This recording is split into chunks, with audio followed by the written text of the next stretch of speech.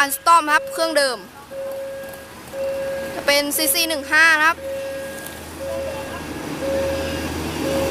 เร่งเครื่องครับโอ้โหสุดยอด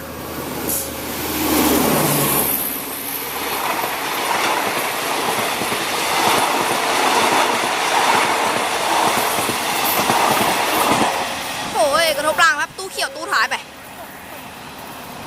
เครื่องกันก็ขึ้นนะครับเรียบร้อยผ่านไปทางธนบุรี